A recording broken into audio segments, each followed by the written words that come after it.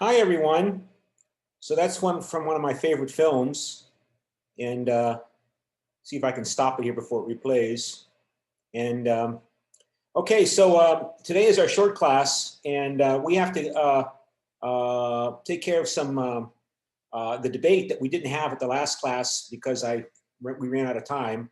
And the lesson plan, again, I want to make sure I'm sharing the screen.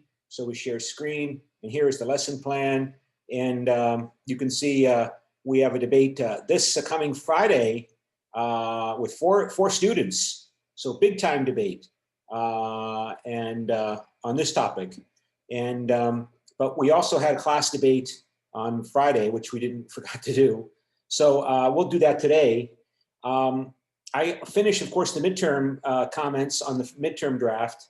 So you're going to meet with me next week. I think electronically, virtually through Zoom. So once I make a final decision about how we're going to schedule this, because we have to do everything over the internet, I'm going to post on Google Docs a sign-up sheet for when you can come in and sign up for and be accessible on Zoom.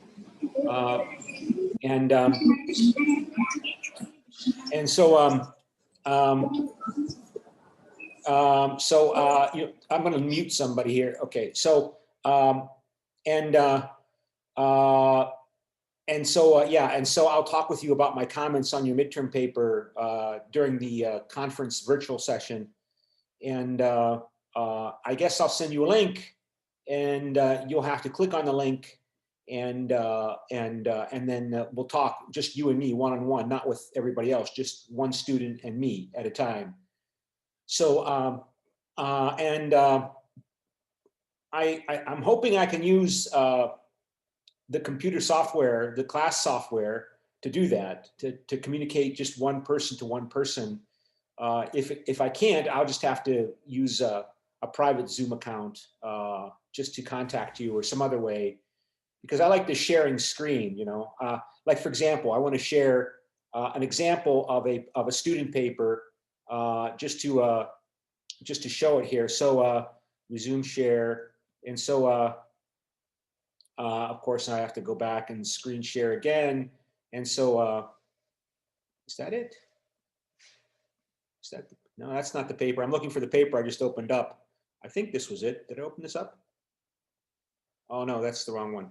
I thought I had an example of a student paper ready to go. I put these things in the wrong place sometimes. And well, I'll tell you what I wanted to do. I wanted to focus on I guess maybe we'll talk about it the next class. but I wanted to talk a bit about citation styles. So you can see here is a list of citation styles. And there are a number of different citation styles. I have not really gone into any detail about what kind of citation style for citing your sources you should follow, but there are different kinds. So this is the Modern Language Association, this is the American Psychological Association citation style, and this is the Chicago Manual of Style citation style. And maybe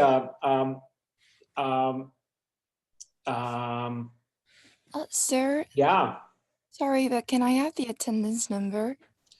Okay, yeah, thank you for reminding me. So let me go do that. And I open up the attendance, and let me see if I can get this bar out of the way that's making me difficult for me to.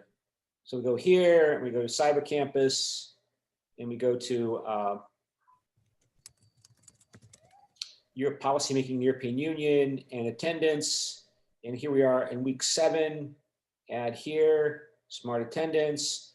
And the number is 594 for policymaking in the European Union. Okay, 594. And okay, 594 is that. So let's go back to the class highlight.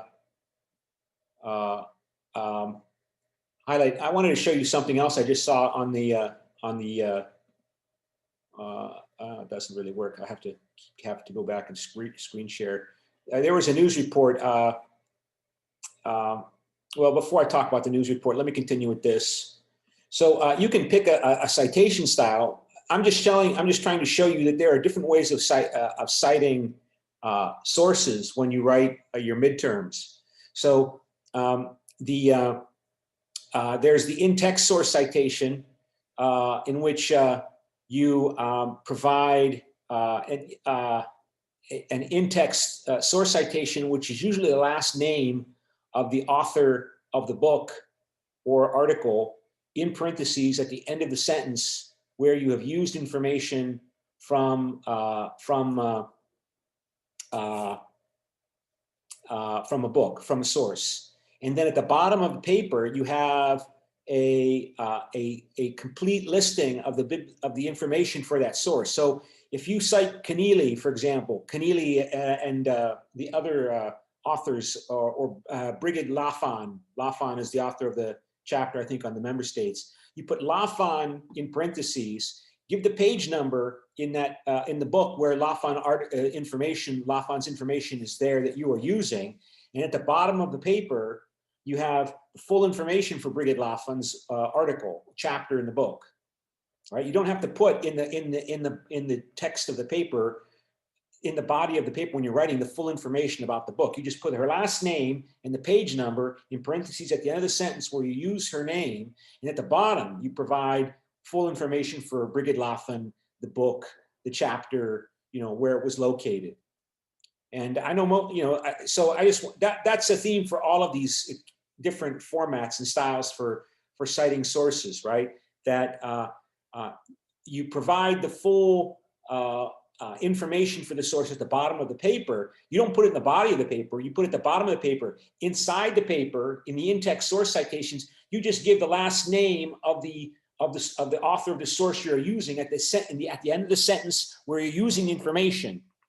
And you need to do that for each sentence where you use information from another source, not to mention quote text, because that way I know what belongs to Brigid Lafon or Keneally, Peterson, and who's the third author. I know what belongs to them, and then and since you identify what belongs to them, I know what are your own fresh new ideas that you're creating. Sometimes people they're not clear what the difference is between the information that they found in the textbook and what are their own thoughts. I can't really tell from how they written it because they haven't provided in-text source citations at the end of each sentence where that information is used. So that's why I kept mentioning on the papers, you need to provide in-text source citations, which means at the end of the sentence, before the period, you put the last name of the author of the chapter and the page number. And then at the bottom, you provide all the information about Brigid Laughlin's member states chapter. All right. And you do that at the end of each sentence where you use that information. And so then if I find a sentence, I read a sentence that you wrote that does not have an in-text source citation in it, I know it's yours. It's your new, fresh idea. Okay? So, I mean, these different citation formats, I just want to highlight, they all have different ways of citing the full information, of providing the full information at the bottom of the paper, but I'm not really so focused on it. You can see it here, right? Author with an editor, you know, author with a translator, editor with no author.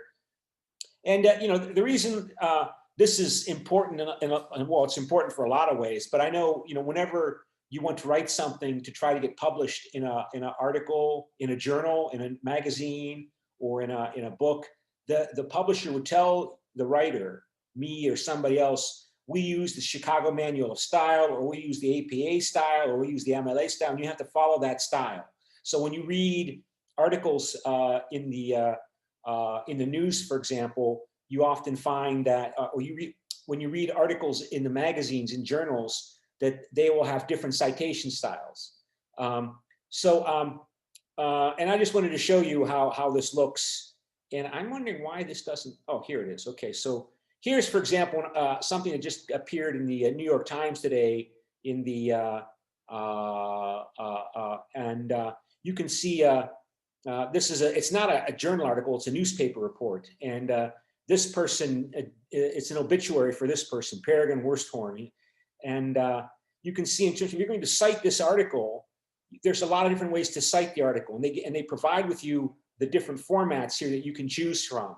The American Psychological Association, there's an American Medical Association style, there's the American Sociological Association style, there's the Modern Language Association style, and they're all different, but this is referring to the different ways of citing the source, right? So, you know, here's the Chicago Manual of Style, the American Sociological Association versus the American Psychological Association style, just to show you they're slightly different, okay, that they're slightly different.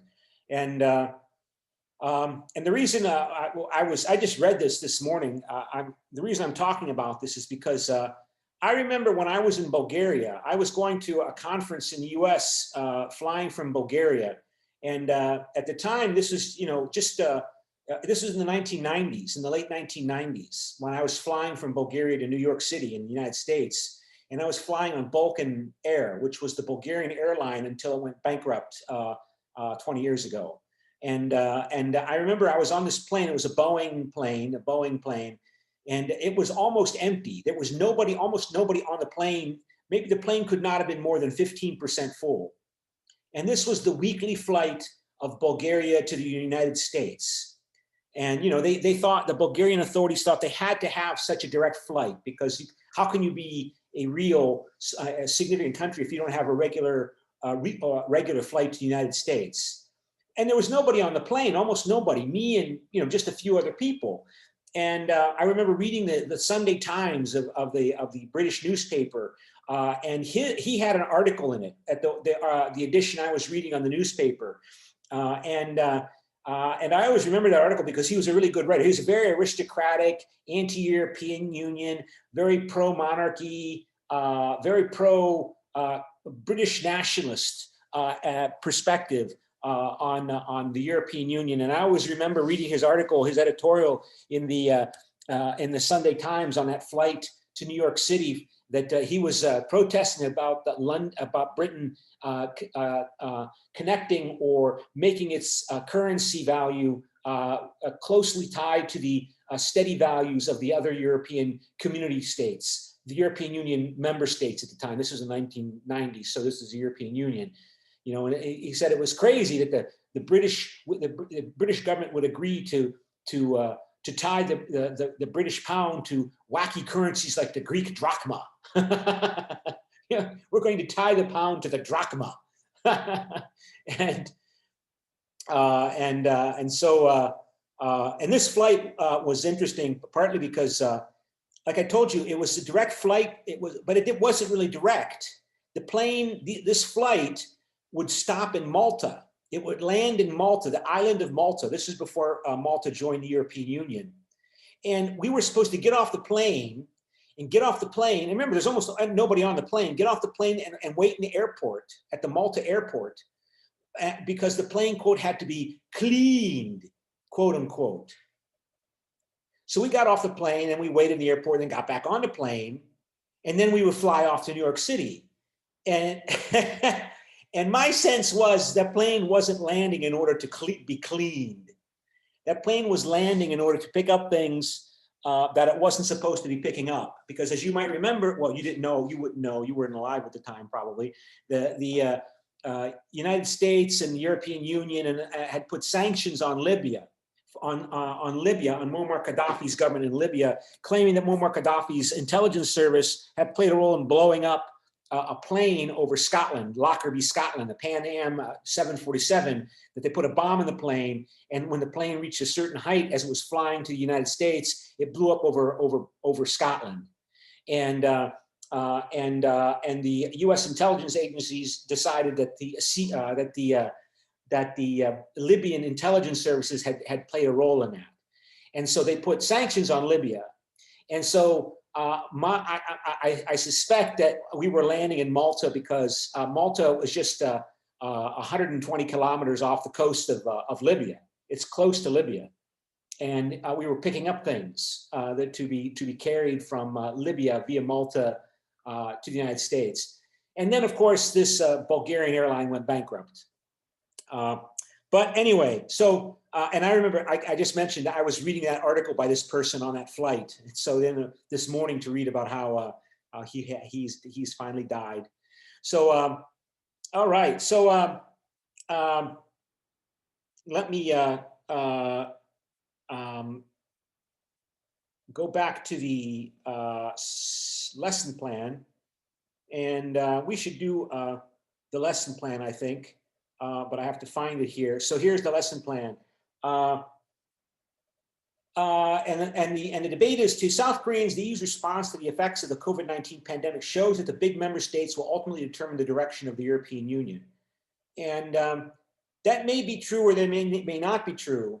But as I continue to read the news reports about what is going on with regard to the European Union's response to the economic crisis caused by the COVID-19 pandemic, it appears that when this is finished, the European Union is going to look very different, significantly different than how it looked before the pandemic. Institutionally, it's going to be changed and evolved in very significant directions. And so I already mentioned to you how these journalists are commenting about how the Commission is being given powers and the European Central Bank are being given powers right now to borrow hundreds of billions of dollars in private investor markets to give to the European Union member states to stimulate their economies. So the European Union is going to be taking on hundreds and hundreds of billions of dollars of more debt, acting like a federal government. Moving more and more in the direction of appearing to act like we would associate the United States government, for example, to act, that it has thousands of billions of dollars of debt as well already. And just to show you another news report that highlights this, here is, let me see if I can find, is this it? This is the article. Yeah, this is the article here. So share screen, and I go here, and I go here, and you can see here. This is just from a couple yesterday or day before yesterday. The virus is spreading more quickly now in France and throughout Europe. The European Central Bank is cautioned that Europe will not recover from this economic depression until not next year, but the year after. Assuming that a vaccine will be available. And then they make, again, more reference to this agreement about that the European Union had made that they're going to provide $750 billion in euros through the sale of bonds. So hopes, in terms of dealing with the economic crisis, hopes had also been buoyed by a landmark agreement forged by the European Union to raise 750 billion euros relief fund through the sale of bonds. In other words, selling them to investors as loans, to get loans backed collectively by all members. The move transcended years of resistance from debt-averse Northern European countries, while signaling that the European bloc, not generally known for cooperation in the face of crisis, had achieved a new state of solidarity. And of course, the Northern European countries are debt averse, but the biggest Northern European country that is debt averse and runs its economy fairly effectively is Germany. So Germany is, and Germany's credibility in the eyes collectively of the global financial investor community, in the eyes of other governments, and its belief that they are committed to making this European Union and the Euro as part of the European Union function and continue to exist, is the reason why this is possible. That the European Commission is going to be able to sell these bonds at probably offering very low interest rates, although I don't know what the interest rate will be. The higher interest rate, the more skepticism these investors have about these bonds being paid back. I think I might have mentioned already that when Germany, the German national government, the National Bank of Germany, or the national government sells bonds for Germany, they offer basically no interest rate because Germany is considered to be such a safe, secure investment that there's no risk if you buy German bonds, German government bonds that the German government wants to sell to cover its budget deficit. There's no risk. So you're not going to get a profit on it because it's not risky. So people buy those bonds because they have this money and they have to do something with it.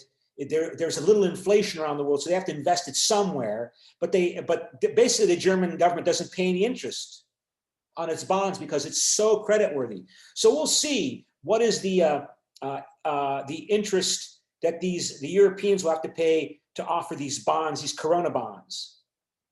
And it goes on to state here how the concern about Britain leaving the European Union is being negotiated now in terms of what its future trade relationship will be with the European Union. Even though Britain is officially no longer in the European Union, what kind of relationship is it going to have? And there are other countries that are very closely integrated with the European Union, and it's everything about it. Like, for example, Norway. Norway is basically a member of the European Union, but Norway doesn't have any voice officially in making European Union policy because it's not a member of the European Union. Is Britain going to look like Norway? Probably not. But it's not going to look like China in relationship to the European Union. It's not going to look like the United States. It's probably, people talk and speculate, somehow, maybe something more similar to the FTA that South Korea has with the European Union, or the FTA that Canada has with the European Union. There's a lot of talk about those two models, the South Korean model and the Canadian model, FTA with the European Union. Just to show you, the Spanish Prime Minister, Pedro Sanchez, on Wednesday announced a stimulus spending plan worth 72 billion euros, 4/5 of the money planned to come from the European Fund.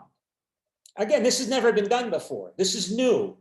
So this has to be figured out. This has to be thought through. This has to be constructed, built, developed institutionally. This is the first time we've seen this.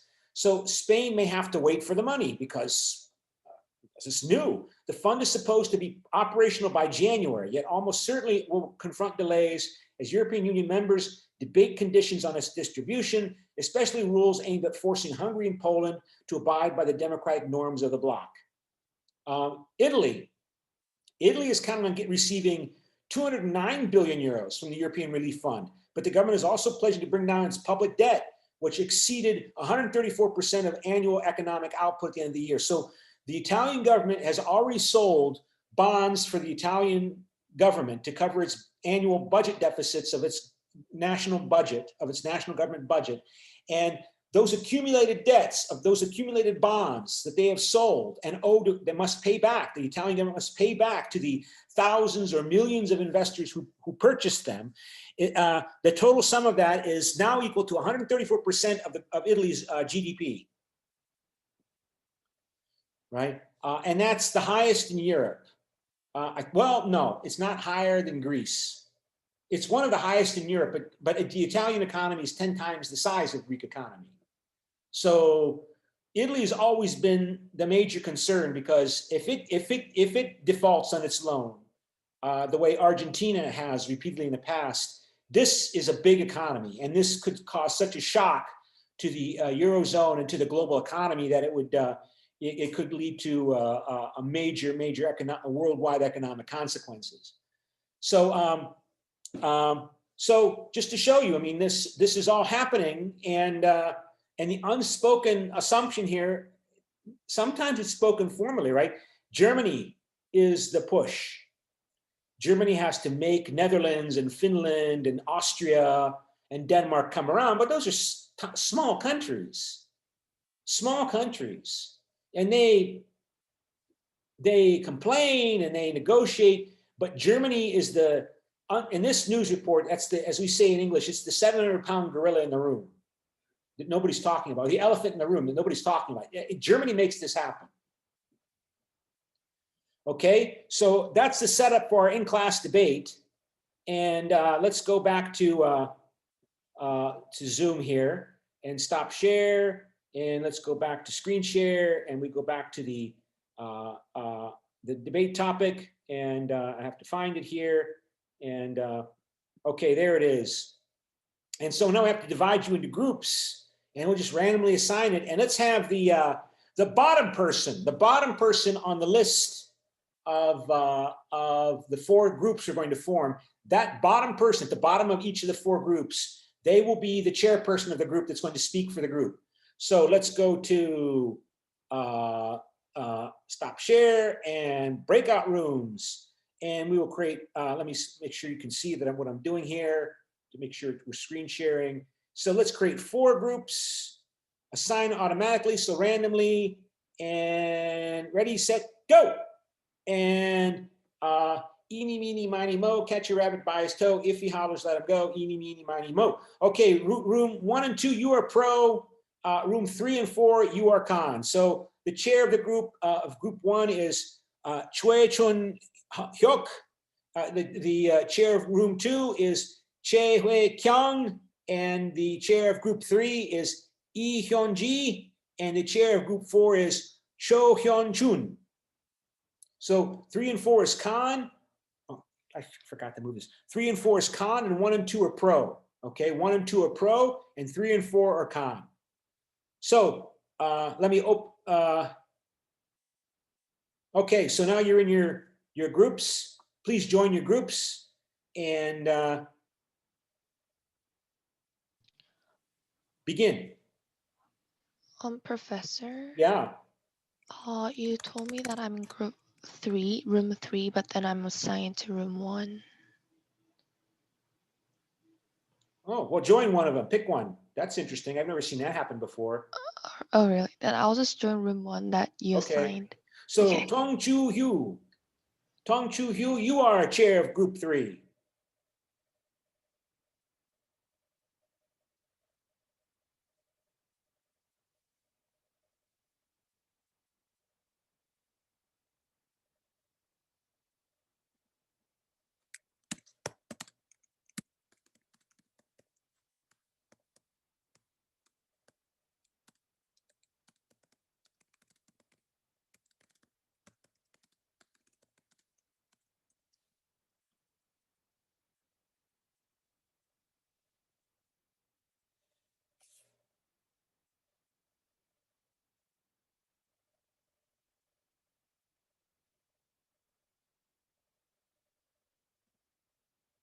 Our assignment, the one. Yeah, we but just I use my iPhone, you know, so I cannot check.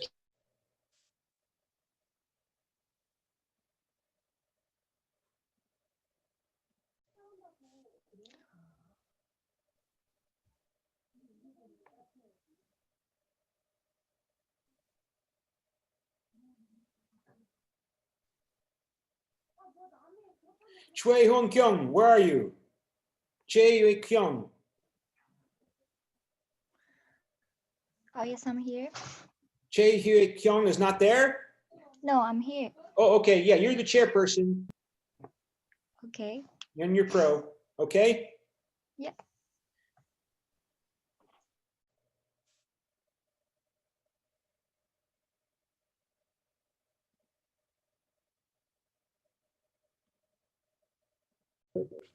완전 소극은 거의 목소리가 없었고 중소극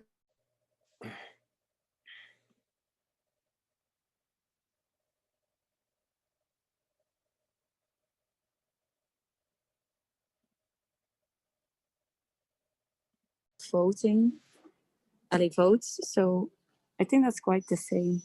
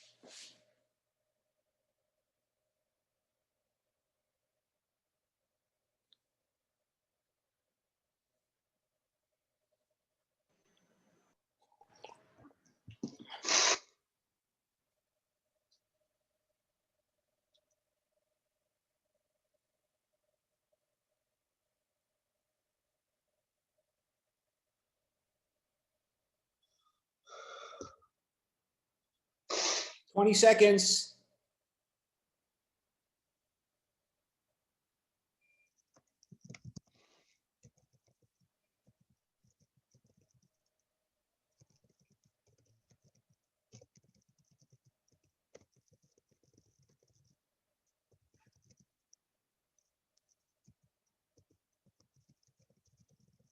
Okay, Choi Chon Yok, you're for group one, you're pro. What is your group statement?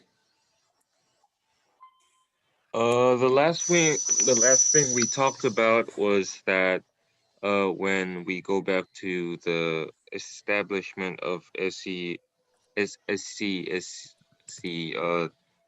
France strongly wanted Germany to be in part of the member state system. So we were thinking that one of the greatest and the strongest countries tend to lead the theme of the European Union. Right. Okay. Yeah, I mean, it's going to be interesting to hear Khan's arguments. Why do you think if the big powerful countries of Europe are providing the leadership for European integration, for the European Union and European integration, why isn't there more fear and concern among the other countries that the big powerful countries are using the European Union as a way by which to dominate them, to colonize them, to absorb them, to absorb the Dutch economy and that is the economy of Netherlands, or the economy of Belgium, or the economy of Denmark into a powerful German economy through European integration. Why isn't there a concern? I mean, we have a couple of Belgian students. I think Jarno's Belgian and Laura Steyr are Belgian. Why aren't Belgians concerned about being assimilated into German culture and German economy?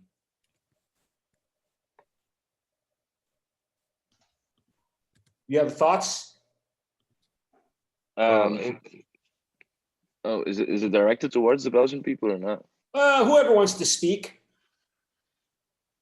Oh, the reason why I think Belgians don't really necessarily care about that is just because they don't really care. Belgians are generally not that generally not that nationalistic, so Uh-huh. it's yeah, I think it's not that they don't mind, but they're like indifferent about it. Well, okay, I mean, indifferent about it. Okay, that's an interesting statement. I mean, clearly, well, indifferent, like, well, yeah.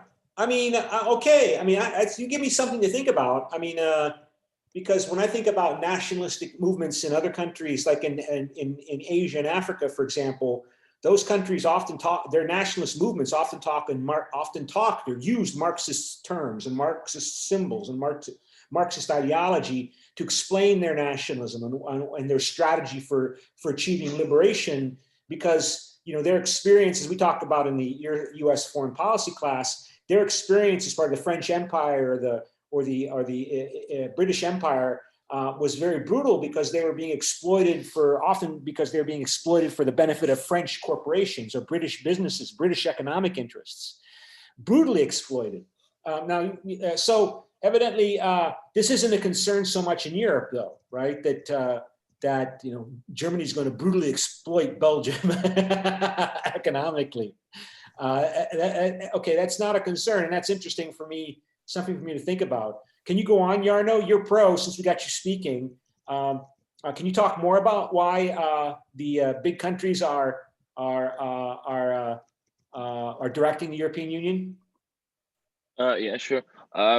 So mostly I feel like when new smaller member states enter the European Union, they don't have a lot of say in the direction the European Union is going, because of the acquis communautaire.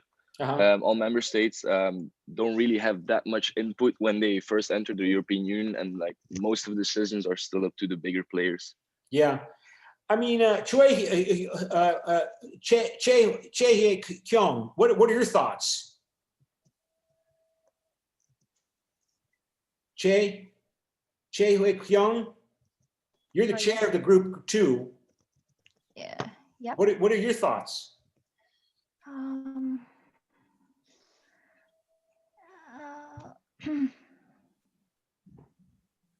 Actually, my opinion is kind. Yeah. Well, why is your opinion con?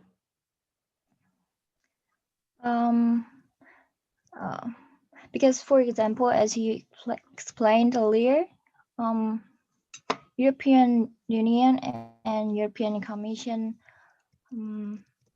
put their budget of almost 2,000 trillion euros for recovering fund aimed at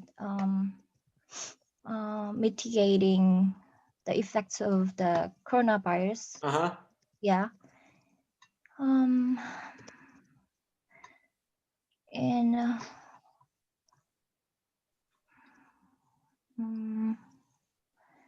Well, I mean, yeah, I mean, yeah. I'm saying that there are other organizations, like the Commission plays a critical role, the central bank plays a central role, and yeah, I mean, you're right. I mean, but someone might say that well, I mean, yeah, but the Commission and the central bank, they were created because Germany and France, in particular, really wanted to create them. I mean, they make that happen. I mean, again, it's German financial credibility and German financial resources that make the euro possible, and even make the euro Corona bonds possible. And by the way, there's not an easy answer to these questions. Political scientists, people argue about these things all the time. It becomes what's called a phenomenological debate. Like, how do you know when the European Union exists? I mean, let's take something more obvious, or just assumed. Everybody assumes South Korea exists. How do you know South Korea exists? So you can't touch or feel South Korea. How do you know? It exists only up here. South Korea, Belgium, France, Russia, China, they only exist here. That's the only place they exist. Here, that's it. So when do we know that a European Union exists? How do we know a European Union exists? Oh, well, we compare with the United States of America as the European Union, United States of Europe. Does it act like the way we recognize the United States of America? Do we feel emotion? Because even if it exists up here, we can feel very emotional about it because we're nationalistic. So I love this abstract symbol called France if I'm French, if I'm your typical French citizen.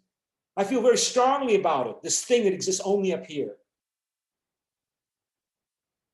So that's why there's not a clear answer to this question, but certainly it seems to me that the European Union goes out of its way to convince everybody, sometimes, usually successfully. I mean, it didn't work with Brexit, right? That the European Union is not a cloak or a mask covering up what is really, a Franco-German empire or a German neo-colonial hegemonic imperialist economics-based conquest strategy.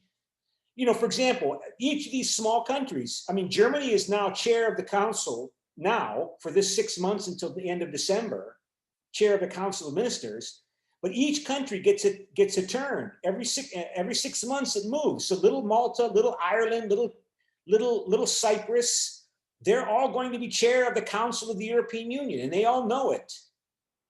And they do most of the work for the council. Their countries do most of the work for the council when whoever's, depending on who's chairing the council. So, when it's Cyprus's turn to be chair of the council, most of the countries will expect Cyprus to do most of the work for the council because they're the chairperson. If any of you've been in student government, you know that, if you're the chair of a student committee, any committee, you end up doing 80% of the work, if not 99% of it. Because that's why they make you chair. You want the credit for being chair? Okay, well, tell us what we got to do. Okay, Khan. So let's go to Khan. So Tung Chu Yu, you're Tong Chu Yu. You are Khan. So what is your Khan statement? Well, we know the EU is putting in place a recovery plan to tackle the social and economic fallout of the COVID-19 pandemic. And it's a recovery plan for Europe as a result of COVID-19 needs. But the Netherlands, Sweden, Denmark, and Australia, the appropriately named Fraggle 4, flatly refused to back the Commission's proposal, while the big countries such as Germany and France wanted to play a recovery plan quickly in case of, because they wanted to recover the economy. In this case, we can see that it's not the only the big member states still ultimately determine the direction of the EU, because, as I said, the Fragile 4 just flatly refused to back the Commission's proposal, and they refused it. And still, the Germany and France, like the big powered groups, wanted to just put the recovery plan quickly. So yeah, and okay, they refused, but then they negotiated and they came to an agreement. So they reduced the amount of money that will be given as grants, and some will be given as loans. And there's such big numbers that are going to stretch over many years in terms of paying back the loans. I don't really know, what it means. Like, for example, this reminds me, just off the top of my head, I mean, when money was being given, hundreds of billions of loans were being given to Greece. So Greece would not default on its debt that it owed to its thousands of investors during the sovereign debt crisis that began 12 years ago. Like something like 300 or 400 billion euros was loaned to Greece. And you say, well, they're already in debt and there are only 10 million people that live in Greece. How are they going to pay back this loan? And I don't know. I just know that some of the return, the agreements in terms of the loans that Greece would pay back over 75 years. What's 75 years? I mean, that's like the next century. I mean, you set it up so far in the future that, well, Greece will pay it back in, 75 years. It's in effect a grant. And then with the Corona bonds, They just decided, well, yeah, it's a loan, but you don't have to pay it back. In other words, we just accept that it's a loan, but it's really a grant. See, it's a grant. We're going to loan you the money and you don't have to pay it back. Wow. Like I said, this started 10 years ago with Greece. People were wondering, how is Greece going to pay back $400 billion?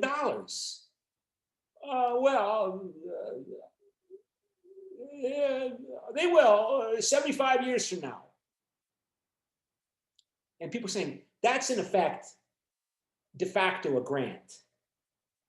Just like how it is transferring money from the richer countries, Germany in particular, to the poorer country, Greece.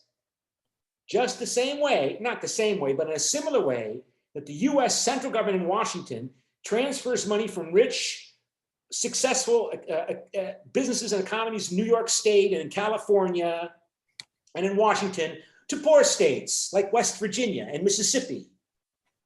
And people don't complain about it in the US because they're all American primary terminal self-identifiers.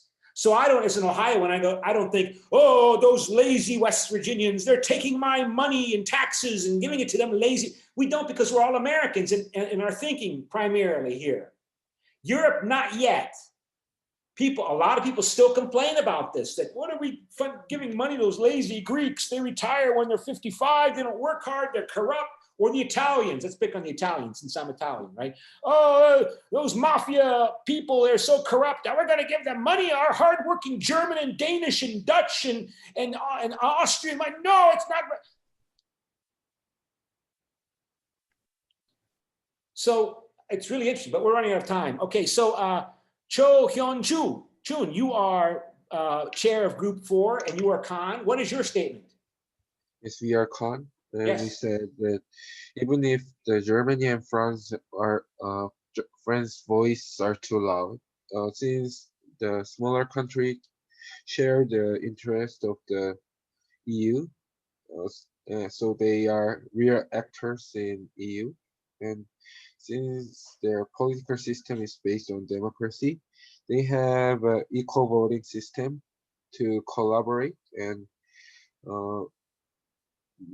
they can share the small state stability to survive in EU.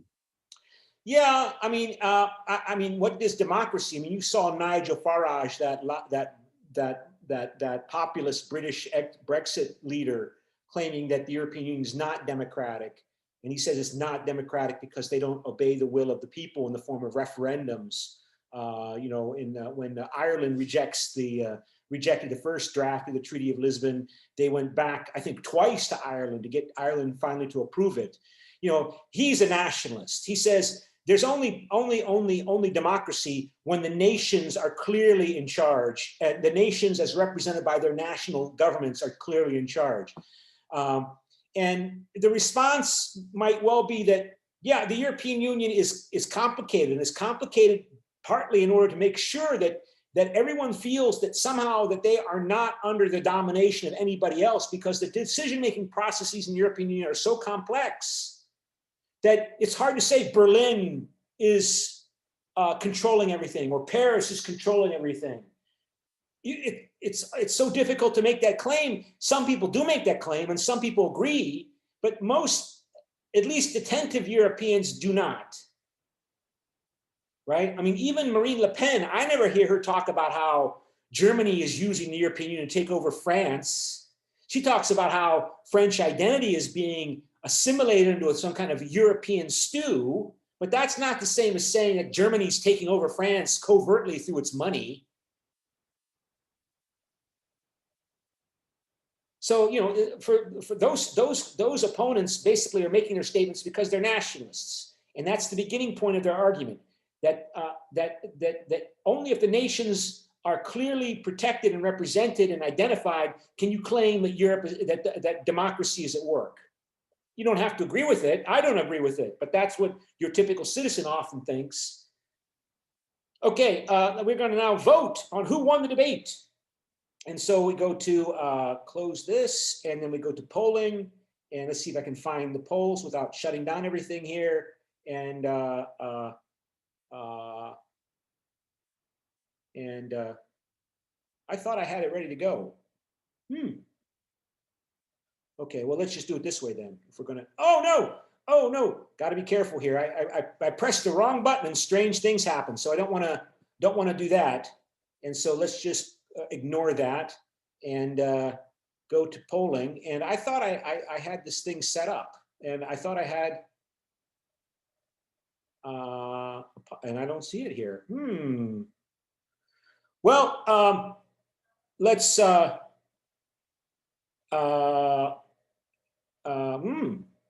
Almost out of time. Okay, I can't even add a new poll. I'm afraid if I add a new poll, it's going to shut down. I can't click on edit here. If I go to edit, it goes to a new page. And let me see. Yeah, you get this strange page that comes up, and I don't want to click on anything because it'll shut down and I'll lose the recording. All right, well, we're not going to be able to vote on it today. Let's vote on it on Friday. So that's all for today then. And so stay tuned for more communication from me coming up later this week, okay? And that's it for today. And any questions? If not, see you in the US foreign policy class, a lot of you. Bye. Bye.